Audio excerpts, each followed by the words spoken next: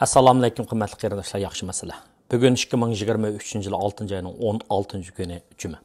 Oldi bilan men sizlarning diqqatingizga Yangi Zelandiyada tizimga ilingan, ya'ni ro'yxatga ilingan Uyg'ur taraqqiyot fondining qarmog'idagi Uyg'ur igilik tiklash turining 2-qadamlik e'lonini diqqatingizga sunish bilan boshlayman. Xabaringlarda bo'lganidek, mush kanalda mush turning tunjisining e'lonini bergan. Shuningdan keyin bir qism qarindoshlar, ya'ni igilik tiklash ideyasi bor, ammo mablag' kamchilik qarindoshlar bu turga iltimos qilgan. Birinchi qitimliq turda biz bir necha qarindoshni qo'llagan, ya'ni nurg'un odamlarning ichidan bir nechalarni tanlagan, qo'llagan. Hala hozirga qadar bu ishlarningki natijasi yaxshi, ya'ni g'alabalik bo'lganligi uchun biz endi ikkinchi qitimliq, ya'ni bu turning ikkinchi qitimligini yo'lga qo'ymoqchi. Birinchi qitimliqda biz, ya'ni mush taraqqiyot turi shu tanlangan qarindoshlarga $47,500 atrofida mablag'ni taqatgan. Bu qitim ikkinchi qitimliq tur boshlanish oldida turdi. 6-oyning 27-kuni shu kanalning ostiga men aloqalash email elxat adresini ham bir jadvalning ulanmasini qo'shib qo'yaman. Ya'ni buni bundaq qilishdan maqsad qarindoshlar avval xat yozish kerak. Bu igilik Uyg'ur igilik tiklash bu turiga xat yozish kerak. Bu bir odam emas, kollektiv. Ya'ni buning ichida ba'zi kishilar bor, korxona qurgan, tijorat qilgan kishilar bor, o'qituvchilar bor. Bular sizlar, ya'ni igilik tiklash niyatidagi qarindoshlarningki bularningki igilik tiklash iddialarini bilgandan keyin, anandan keyin bularga qarta bu xil turga qandoq iltimos qilishning yo'lini o'rgatadi, uning ichidan tanlaydi, tanlagandan keyin igilik boshqarish, ya'ni igilik tiklash jihatda zarur boshqarish va moliya bilimlarini o'rgatadi. Ham shu qarindoshlarimiz, tanlangan qarindoshlarimiz ishlarida muvaffaqiyat qozonguncha ular bilan birga bo'ladi, maslahatchilik xizmatini davomlashtirdi, ya'ni berdi. Shu an qarindoshlarningki igilik tiklash niyatidagi qarindoshlarning, dunyoning hamma yeridagi qarindoshlarningki igilik tiklash niyatidagi, ya'ni tafakkuri, igilik tiklash andisisi bor qarindoshlarning, qiziquvchilarning shu kanalning ostida qo'yiladigan uchur orqali aloqa qilishni ham 6-oyning 27-kuni bizning ana tilimizda Uyg'ur tilida beriladigan bu turni tonishtirish yig'iniga qatnashishni umid qilamiz, ya'ni buni tashabbus qilamiz. Hech joyda ujma pesh og'zimga cho'sh deydigan ish oqmaydi. Ya'ni bu turga iltimos qilib mablag' olay desangiz, buni iltimos qiling, qarshi olamiz. Avval xat yozsiz, andan keyin jadvalni to'shqizsiz. Shundan keyin 6-oyning 27-kunidagi tonishtirish, taraqqiyot, igilik tiklash taraqqiyot turini tonishtirish faoliyatiga qatnashsiz. Shuning ichidan ba'zi shartlarni hozirlagandan keyin uning shart va shartlarini tunishtiramiz. Andan keyin ko'pchilik tanlaydi. Men ham bu turning bir maslahatchisi sifatida qatnashman. 6-oyning 27-kunidagi tonishtirish, bu turni tonishtirish faoliyatiga men qatnashaman, ham shu zarur tushuntirishlarni ilib boraman. Xo'sh. Bu oldi bilan ko'pchilikning samiga solganim. Ikkinchisi, men Solana puli haqida bir necha qatim to'xtaldim shu kanalda. Jeff Brown deydigan odamningki leksiyasini 2 soat anglab, oxirgi qatimda mush pul mablag' silinglar deganda deb mush gapni nima deb berdim. Yaxshi niyat bilan dedim, o'zimni oldim uni. Hala Solana puli hozirga qadar $20 atrofida tavrinib turibdi. Yaqinda Amerikaningki SEC, ya'ni Amerikaningki shu pul muomala bozorini nazorat qiladigan organi Binance, Zhao Changpeng degan bu kishini, uning shirkatini az qilgandan keyin o'sha bir necha Solanaga o'xshash bir necha pullarga qarta bular qanday ta'bir berish masalasida axborotda gap so'zlar ko'payib ketganligi uchun Robinhoodga o'xshash applar, shirkatlar bu Solana pulini o'zining supisidan chiqarib etmoqchi bo'lishdi. Shundan keyin Robinhoodni ishlatgan odamlar Solana'ni tutgan bo'lsa, 6-oyning 26-kundan burun, 27-kundan burun buni almashtirib o'tish yo'tkib olinglar boshqa qapchiqinglarga. yoki bo'lmasa setib o'tinglar degan shunday gaplarni dedi, uchurlarni taqatdi. Ayni vaqtda bu pul payda bergan chaqda Solana satmabdik. Bozor degan shunday o'ylanmagan ishlar shunday bo'ladi. Biz buni shok deymiz. Ya'ni odamni ang-tang qoldiradigan bir xil ahvol deymiz. Demakchi bo'lganim Solananing qiymati hozir 14-15 dollarga uchib qoldi. Bu yilning beshida 9 dollarga uchib qolgan. Keyin rebound deymiz, qayta asli kelib qanqib, hatto 25-26 dollarga chiqqan. Ben köpçülükki Solana pulu haqida bir tadqiqat ep baraman, bunun xabarini berman degan. Ala bu ishlarni qilyapman. Shu bahoning o'zgarish, Solana pulininki bahosinin o'zgarish ahvolini uni asos qilib turib, birinchi maqolalarni tayyorlayapman, ilmiy jurnalga berish o'yida. Ammo kichikgina Solana puli haqida kichikgina bir narsani berib o'taymishadi. Chunki men bu kanalda so'zganligim uchun Nikolas Royga o'xshash qarindoshlarimiz bu puldan umid kutib turganligi uchun. Solana pulini taqatquchilar Solana Foundation deydi, fondi. Bu 2018-yil 4-oyning 5-kuni tunji pulni bozorga solgan vaqtda, tunji pulni bozorga solgan vaqtda 4 sent, har bir 4 sent. Bu pul 2021-yil 11-oyning 6-kuniga eng yuqori nuqtaga yetgan.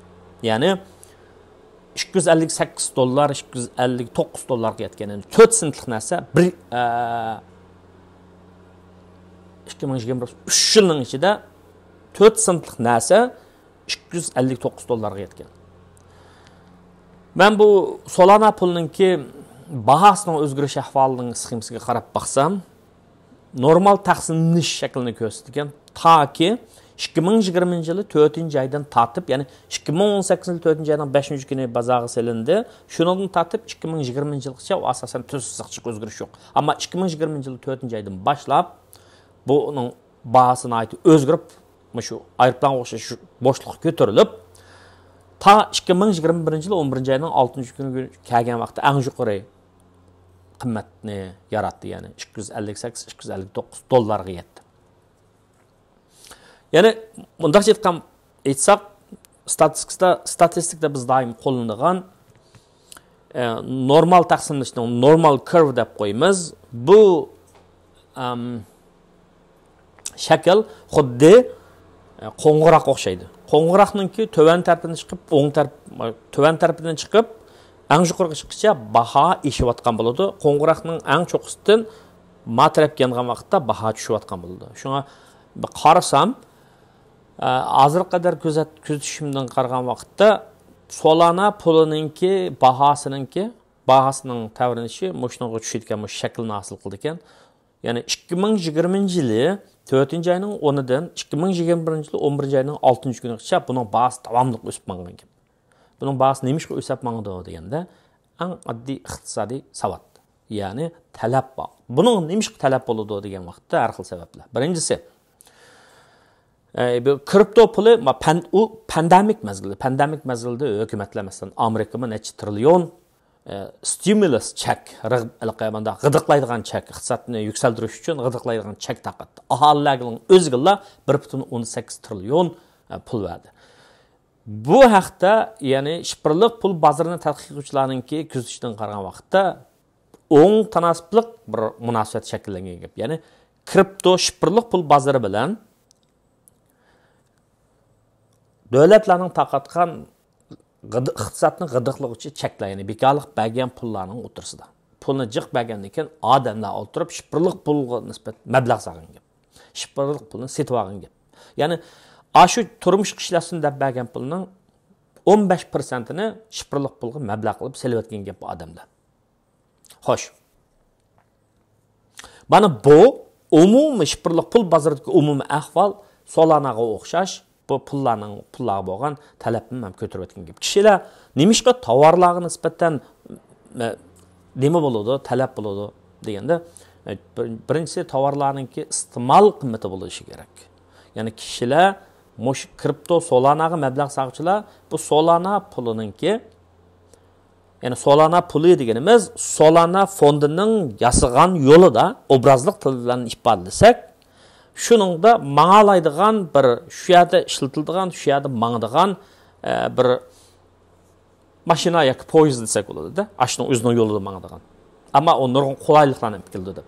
Ya'ni buning ishlatilish qimmati va deganda, iste'mol qimmati va degan vaqtda bu bexatar ham tarqoq, ishonchlik demakchi. Ham undan sirt buning yana bu yerda ham qimmat bo'layotgan. Nima ish qimmat bo'ldi desa, kishilar bu Solana mablag' salsak foyda ko'ramiz deb qaraganligi uchun, ya'ni havodan asharat paydo qilgandagidek bir ish. Bunga nisbatan talab eshitmagan gap. Undan keyin NFT, non-fungible token deymiz. Bu to'g'risida so'zildi shu kanalda. Ham uningki DeFi jamoati, DeFi deganimiz decentralized finance. Ya'ni pul muomala bozorlarning keyinda hukumat bo'lmasligi kerak, mustaqil kuchlar bo'lish kerak deydigan, ya'ni bozorni, banklarni tarqoqlashtiradigan, ya'ni shaxslarga pul muomala huquqini berishni tashabbus qilgan shunday jamoat. Mana bularning qizg'inligi.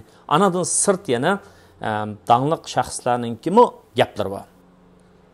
Dangliq shaxslarning-mi har xil cho'ng ta'sir ko'rsatuvchi kishilarning-mi, masalan Trumpning ayoli Melania Trump, Elon Muskning navri inisining bir nima Musk, mana bularning-mi adab mush Solana pulini elib olishi, mablag' silishi kishilarninki Solanaga bo'lgan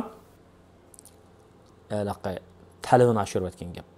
Endi 2021 yil 11 oyning 7-kundan keyin 16-kuni yuqori nuqtaga chiqdi. Bu Solana puli tushib, bu yilning 5-iga kelgan 96% qimmatini yo'qotib, hatto $10 tuvanga tushib ketdi. Hala keyin 25-26 dollarga chiqqan bilan, uning ichida nurg'un hikoya va men bu xil taqsimlashning sol tarafidagi ahvolini deb berdim, ya'ni Solanaga bo'lgan, Solana pulining o'sishining sabablarini bo'shinchlik deb turay. Hamda buning tushishining sabablarini kelar qitimliq leksiyada hamda boshqa mazmunga o'tib ketay. Boshqa mazmun Amerikaningki paycheki bozori, ya'ni pul muomala bozori o'tgan yili 11 oyning 12-kunidan ta hozir bu yil 6-oyning 5-gacha bo'lgan ahvolda 20% o'sdi. Ya'ni SP 500 ko'rsatkichininki sonliq ma'lumotga qaraydigan bo'lsak 20% o'sdi degan gap. Unda o'z kishilar deyish mumkin, 20% o'skuni bilan bizning paycheki bozorga salgan mablag'imizni topolmadik-ku, ziyon tortdik-ku deb. Chunki unda bo'lishi oldingi yillarda pandemik boshlangan vaqtda, ya'ni COVID-19 vabosi boshlangan vaqtda paycheki bozorlar shunday tushib ketgan. Shu vaqtda $100 mablag' salgan bo'lsangiz, 11 oyning 12 kunigacha bu 20% tushib ketdi desak, o $80 tushib ketdi degan gap. $80 pul, asli pulingizni qaytarib o'tish uchun, ya'ni $100 pulingizga yetish uchun bu bozor 25% o'rilish kerak. Ya'ni lekin hozir 20% o'rildi degan gap. Shunda bo'lgan vaqtda bu 20% o'rildi degan gap sizning aslidagi salgan mablag'ingiz aran $90, $96 yetdi degan gap. Ya'ni $100 yetmedi, siz payda ko'mdingiz degan gap. Demak, pul muomala bozoriga mablag' sag'uvchilar payda ko'rish uchun bu bozor davomli yaxshi bo'lishi kerak. Ammo cho'ng makroliq ahvollar bor. Makroliq ahvollar deganimizda dunyo iqtisodiyoti gralishib ketdi xabaringlarda bor. Yevropaning iqtisodi, Amerikaning iqtisodi, Xitoyning iqtisodi degandagidek. Yevropaning iqtisodida azroq yaxshilanib bo'layotgan o'xshaydi. Bo'lmasa, bular o'sim nisbatini yana o'stamaydi. Odatda iqtisod kasodlash qarab yuzlangan vaqtda davlatlar o'simni o'stamaydi markaziy banklar. Amerikaning iqtisodida nisbatan pul paxalliq bu yil 5-oydagi sonliq ma'lumot o'tgan yilga qaragan vaqtda pul paxalligining 4% o'sganligini dedi. Ya'ni eliqidagi 8%, 9% dan tushdi degan gap. Ammo markaziy bankining odatda yetmoqchi bo'lgan pul paxalligini tizginlash, ya'ni pulning setilish kuchining yiliga 2% yo'qotishini qabul qilib bo'lgan u taqiy nuqtaga yetmaganligi uchun bu yil ichida, ya'ni o'tgan yildan tortib hozirgacha 10 qitim o'stirib bo'ldi Amerikaning markaziy bankasi o'simni. Hozir bu qitim o'stamidi, bu oyda o'stamidi. Lekin yilning oxirigacha yana o'stirish mumkin, bir 2 qitim, balki 0.25% dan 2 qitim o'stirish mumkin deydigan gaplar bor. Adadin ziyod o'stirib olsa, tez ketib atқан машинаға тормозны қаттық салсаңыз не болды? Bir yani adam onun içindeki adamınki mingiz çayqılıp ketadigan gap. Bir ish vaqa bo'ladi. Shunga asta-asta ahvol qarab, adam qarab, to'rab qarab, ahvol qarab tangshab to'xtatish kerak yoki aslatish kerak. Shundaqmi? Ashunaq bir tushunchalar. Ba'zi iqtisoddagi murakkab atalg'ularni yoki vaqa hodisalarni o'zimizning zag'ri tilda obrazliq, amandaq tushunsak, yana dehqon tilidaroq tushunsak, mening yaxshi bo'ladi deb qaraganligim uchun men amal bor so'zlarimda kasbiy, texniklik atalg'ularni ko'p ishlatmayman. Ama Amerika'nınki Merkezi Bankası bu qatim o'simni o'stamidi. Unda bo'lishi Amerikaning iqtisodiga nisbatan ham ansirash bor, ya'ni o'stirib olsak iqtisod tushib ketish mumkin deyilgan. Ham shuning bilan azroq ishonchmi bor. Ya'ni nima deganda chap bozor bilan Amerikaning iqtisodi kasat bozorining o'rtasida degan gap. Ya'ni Amerikaning iqtisodining asosi bor deb. Yaqinda Michigan Universiteti deymiz, şu xalq rayoni sanagan vaqtda Amerika aholisining iqtisodga nisbatan umidvorlik bilan qaraydiganligi, emgak bozorining yaxshi ekanligi to'g'risida sonliq ma'lumotlar chiqdi. Bu sonliq ma'lumotlar nihoyat muhim. Sonliq ma'lumotlarning ifodalaydigini nihoyat muhim. Hamda Xitoyga qaraydigan bo'lsak, Xitoylar o'simni kesdi. Bu nima desa, Xitoyning iqtisodida chekilishning nihoyat ig'ir bo'lganligini tushuntirdi. Ya'ni iqtisodni siljish uchun o'simni kesdi degan gap mayni bosdi degan gap. Yani to'xtab silkib qolayotgan mashinani mangdirish uchun unga may berish kerak. Mayni basti degan gap. Xitoyning iqtisodi demisimi yaqinqi oylardan buyon qattiq tushyapti. Mablag' qechyapti. Davlatlar chet el shirkatlar Xitoyga mablag' sag'in ular yo'tkavyapti, ta'minlash zanjirini Xitoydan yo'tkavyapti. Albatta bu yerda geopolitical sabab bor, jug'rafiyalik va siyosiy omillar bor. Ananınki Xitoyning shirkatlarininki zolimlarga nisbatan yantayoq bo'lish tufaylidan ularning jazo yeyishi va uning manayti men bu 2 yilning oldida degan bu gapni bir leksiyarimda, ya'ni yomonlik qiyg'ichininki razil qo'lini to'xtatish uchun, jinoyat qo'lini to'xtatish uchun uning badalini to'latish kerak. Badal to'laydigan badal ig'ir bo'lgan vaqtda u to'xtaydi deb. Ala to'xtamayotdi, davomli majburiy emgakni yana bular qilyotdi, har xil yo'lni ilib beryotdi. Biroq men bir chaqda degan bu yo'nda texnika, masalan, sun'iy aql texnikasidan foydalanib Xitoylar buni bizni kontrol qilish, nazorat qilish, ya'ni sifirlik mahkum qilishga ishlatgani bilan, shuning bilan birlikda xalqmi ishlatganda, xalqmi egallaydi o texnikani. Xitoylarning qilayotganlarini yana shunday texnik bilan kishilarmi erkin dunyo, ochiq dunyomi bilib yetyapti. Shunday bo'lganlikdan har xil jazolarni yeyapti. Ularningki Xitoyning mahsulotlariga nisbatan G'arbning bozori, Amerikaning bozori, Yevropaning bozori tarayapti. Anadan keyin bu Yevropadagi urush qaraydigan bo'lsak, Ukrainaga 3 kunning ichida Kiyevni olib bo'lman degan Putin hozir urushni o'zininki territoriyasiga boshlab kirdi degan gap. Mana haqqa sen zulm qilsan, haqqa hujum qilsan, yeysan degan gap. Haqma hech nima deganda mush atamsini tishlab oladi. Shundami? Yiqtamsini tepib oladi degan gap. Xo'sh. Bu oddiy bir aqlli savat. Xo'sh, endi gapni men abay sonliq ma'lumotlardan boshlab dedim. Sonliq ma'lumotlar, big data, sonliq ma'lumotlar nihoyat muhim. Hozir bizningki bütün insoniyatga nisbatan bir cho'ng gap so'zlayotgan narsa sun'iy aql. Sun'iy aql to'g'risida men bu yildagi birinchi leksiyada, birinchi ayning o'rtalarki leksiyada Kanadadagi Mamatjon Yasinninki taklifi bilan shularning Mangutak shirkatininki shu bir nemisda sun'iy aql to'g'risida bir leksiya so'zlab bergan. Birinchi darsimda, birinchi leksiyarimda mush yilning shu to'g'risida to'xtaldim. O'shada ularni va anglab baqsangiz bo'ladi. Shu sun'iy aqlning nimaligi, kishilar nima deb qaraganligi va gaza to'g'risida men so'zladim.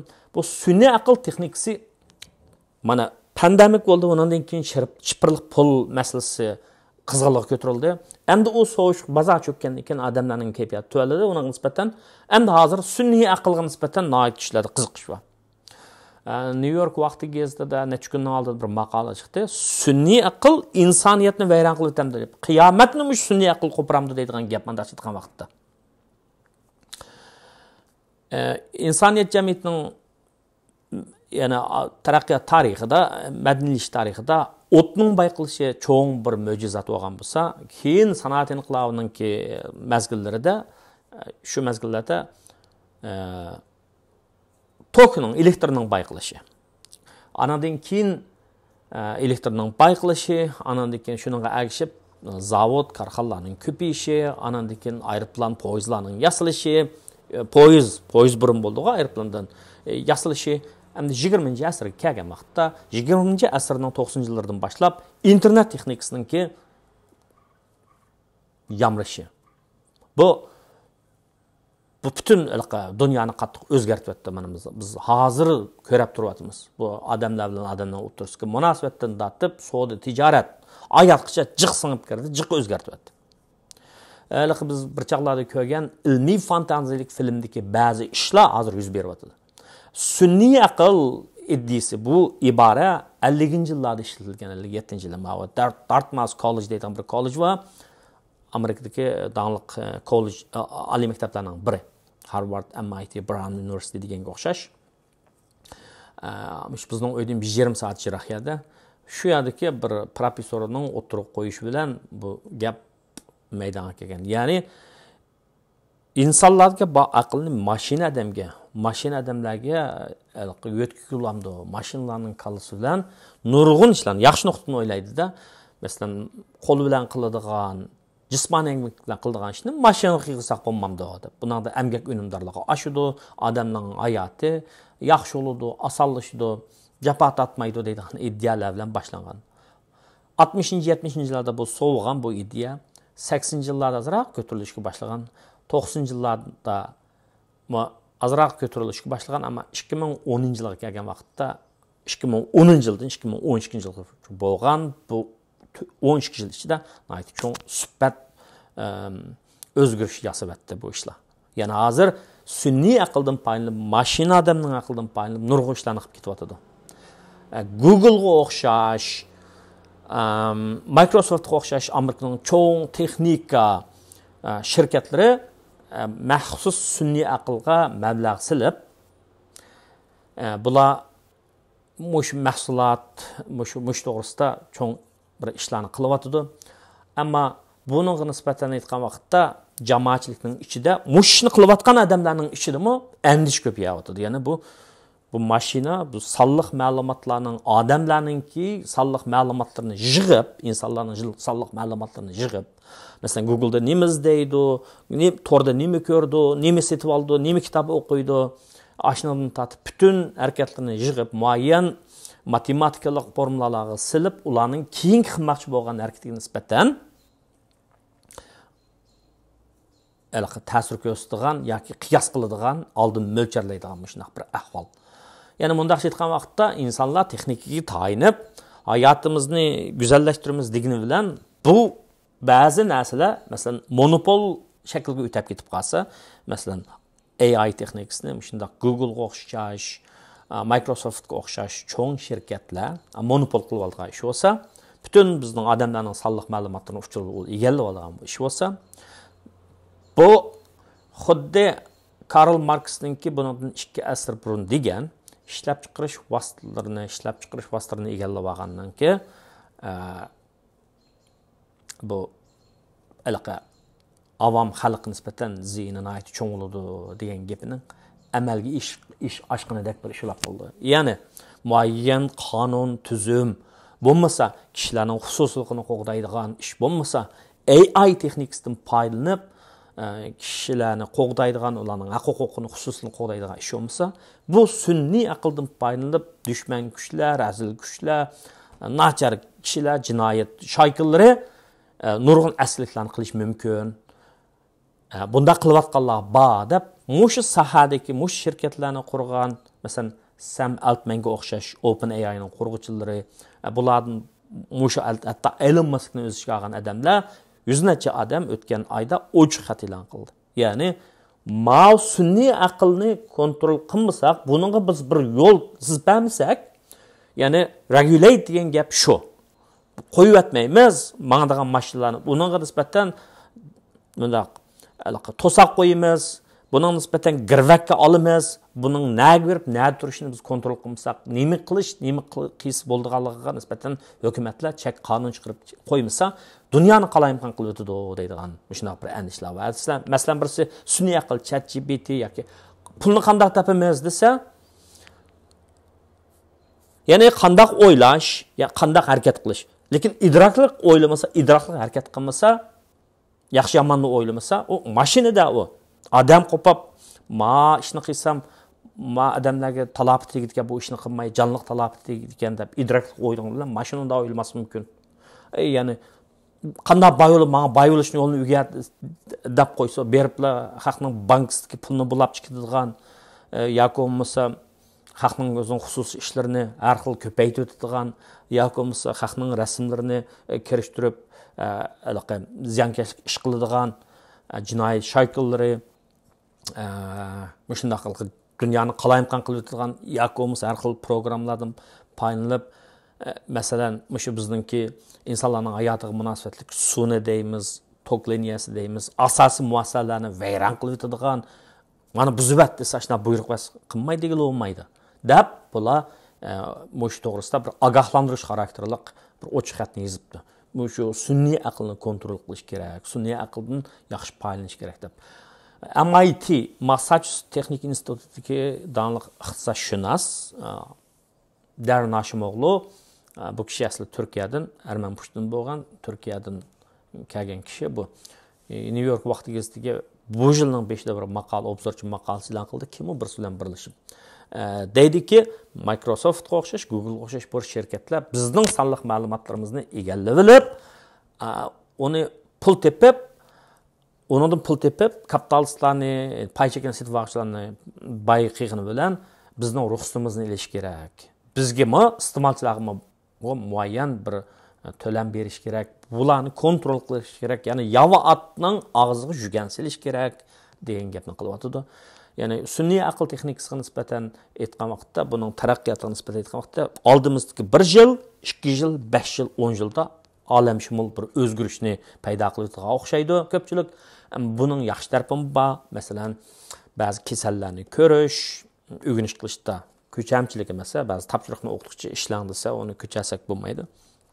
Chiqirib turadigan o'chaqda bizning kallamiz yigilab ketadi. Shuni odamning aqli bilan mashina aqli ikkisining o'rtasida bir raqobat bundan keyin davomli bo'ldiga o'xshaydi.